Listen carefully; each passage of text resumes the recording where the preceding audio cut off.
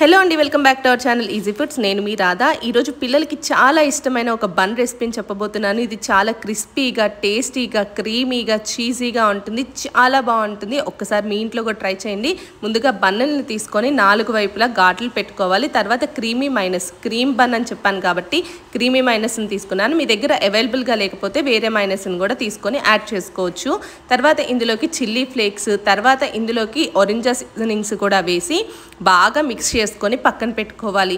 ఇది ఎక్కువగా పెట్టుకుంటే క్రీమీగా ఉంటుంది, లేదు ఈక్వల్గా ఉండాలి అని అనుకుంటే తక్కువ పెట్టుకోండి. ఇక్కడ నేను చూపిస్తున్న విధంగా 4 భాగాల్లోని ఈ మైనస్ క్రీమ్ని ఇలా అప్లై చేసుకోవాలి. అప్లై చేసుకున్న తర్వాత ఒక ప్లేట్కి అయితే ఇక్కడ నేను చూపిస్తున్న విధంగాను నెయ్యి కానీ బటర్ కానీ రాసి దీన్ని ఈ విధంగా పెట్టుకోవాలండి, ప్లేస్ చేసుకోవాలి. ఇక్కడ నేను చూపిస్తున్న విధంగా బన్నెన్ ప్లేస్ చేసుకొని ఇందులోకి పిజ్జా చీజ్ని అయితే నేను వేసుకుంటున్నాను. మీ దగ్గర మొజ్జరెల్లా చీజ్ లేకపోతే ఏ చీజ్ ఉన్నా కూడా వేసుకొని దాని మీద మొత్తం కూడాను నింపుకోండి.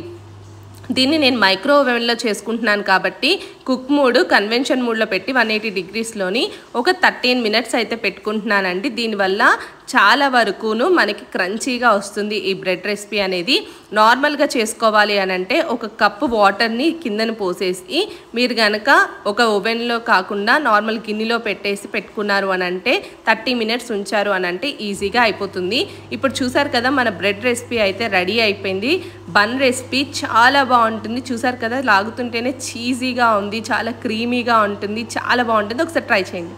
ఈ రెసిపీ కనుక మీకు నచ్చితే లైక్, షేర్ అండ్ సబ్స్క్రైబ్ చేసుకోవడం మాత్రం మర్చిపోకండి.